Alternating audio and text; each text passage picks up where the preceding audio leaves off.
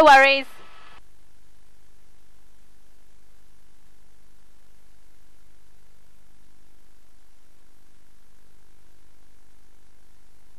Hey Ali, how you doing?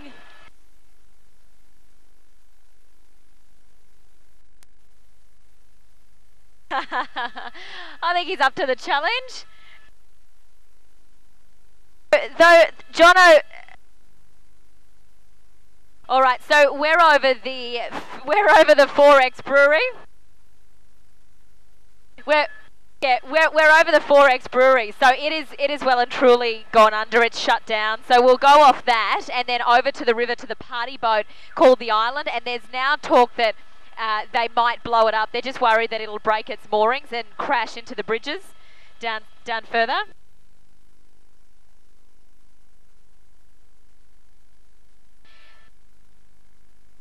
We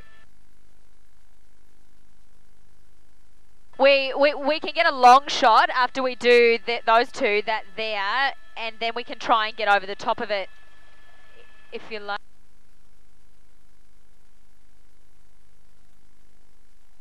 It's not too bad in comparison to the others. Like, it's not as bad. I mean, New Farm, that was the other one we were going to go to as well. It's probably worse than, I mean, it's only right next to the valley, but yeah, that's probably worse in New Farm. Right where the brewery is. Well, that's around Milton, so that's where Heather just was, around Milton and Rosalie.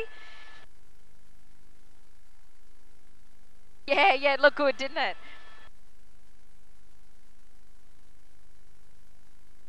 Okay, sure, no worries. Ali, it's Jono. Can you hear me?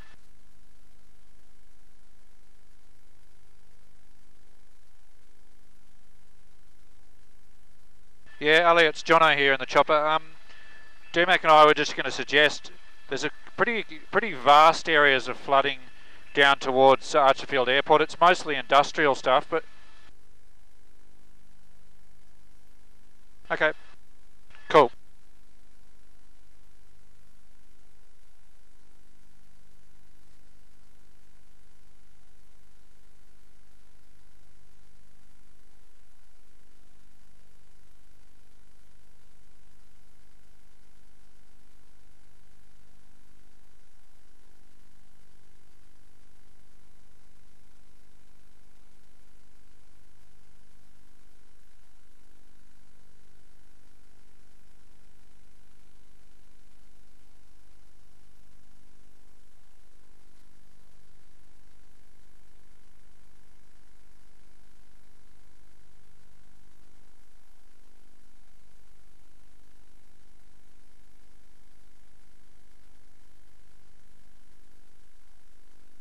No, we can't switch.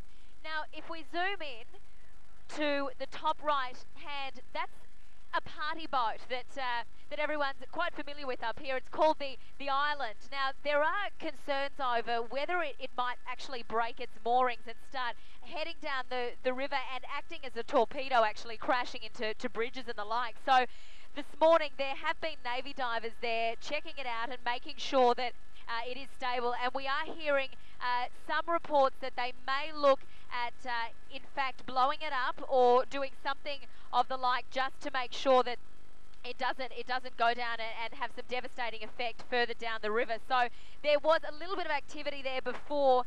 They seem to have, there's only a couple of people there now, but we're hearing reports that they will be there this afternoon to check on that. So that could be quite worrying, Ali.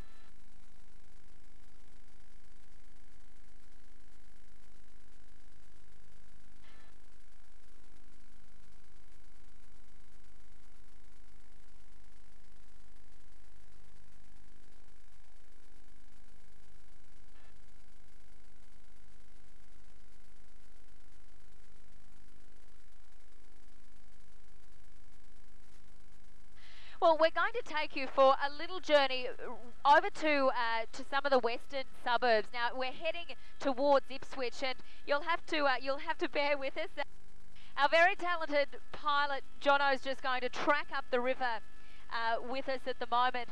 Now we're heading towards the likes of Archerfield, Goodna, which is one of the worst affected suburbs actually. Now you'll see when we get there, there are quite a few houses that have water up to their rooftops. But we're heading now, if you can see us there, we're heading around down around sort of St Lucia, heading up the river.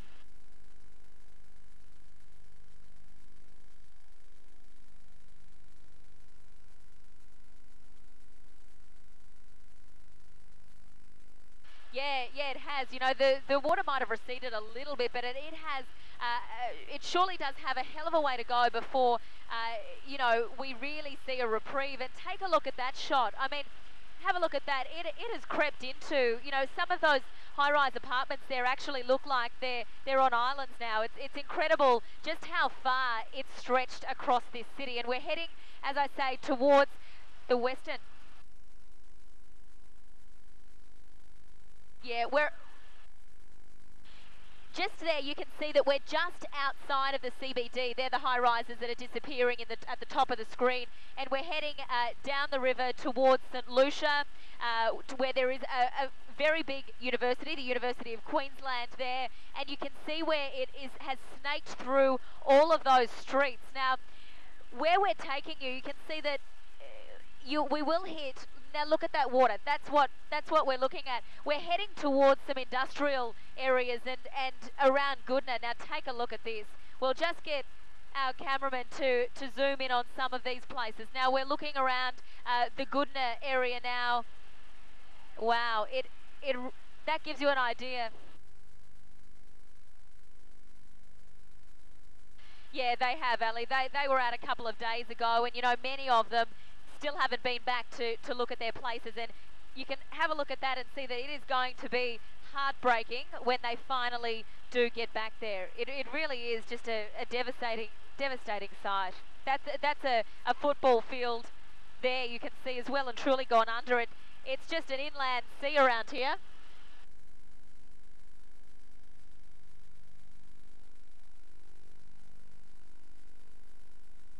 Yeah, it is well and truly taken hold, you know, it really is just everywhere, you know, and it's going to take many months, and I was really actually, you know, shell-shocked to hear just before that it could take Brisbane up to 2 years to recover from this. You know, that is a very long time, and you know, I think a lot of people that were back were here in '74, you know, just never thought they'd see this again. But take a look at that really wide shot as we're heading into the industrial areas near Archerfield. Gives you an indication of just, you know, how expansive this is.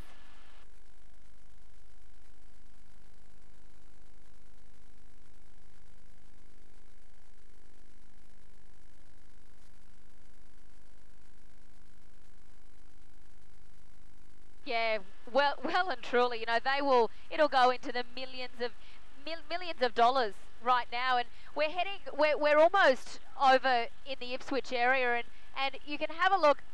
If I just get our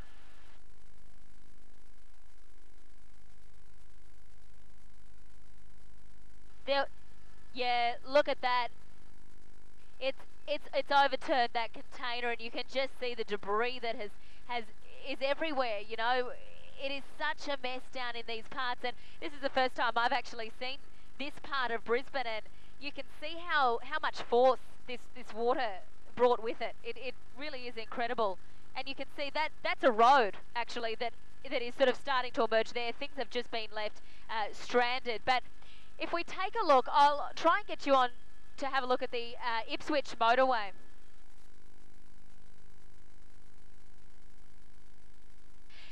Well, Ali, Yeah, it is. It is very hard to tell.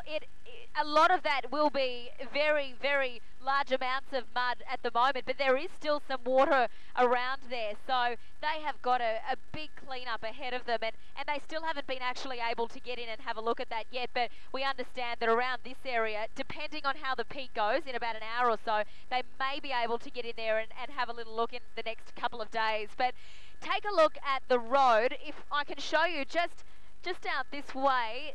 Now, the Ipswich motorway, which is a major, major arterial.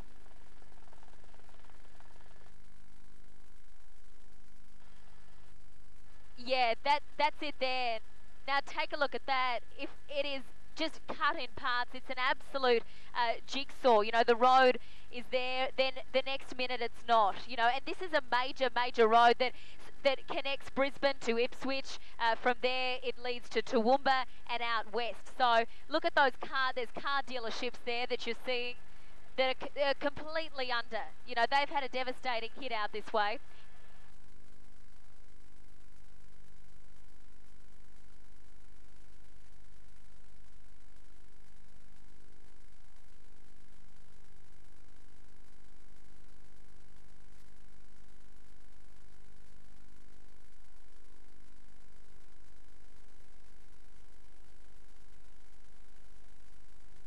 Yeah, Ali, they did have quite some time and you know to prepare, but like you say, when you look at how much stuff they had to move, you know, and there are a lot of homes around there as well, and for many of them they do live there. So you know, it was hard, I think, for them to grasp how big of a job it would be to get all of that machinery out, and particularly those car yards. You know, I mean, we're looking at some of those car yards have up to 100 cars in them. You know, and they did have time, but still, when you look at this, you know, I'm sure nothing could have prepared them for this.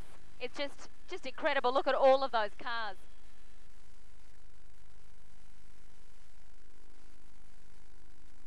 Yeah, that's right. I mean, when you take a look around, especially around this area, they would have had to have moved them a long way to make sure they were out of the firing line. And I think many people just had to succumb to the fact that they would lose a lot, but it sure doesn't make it any easier having time to prepare.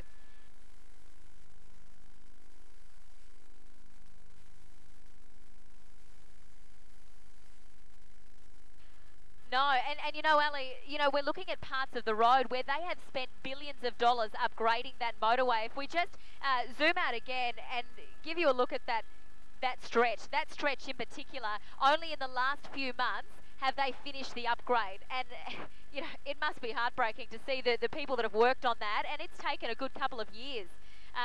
And now it's an absolute patchwork of mess. It's remarkable.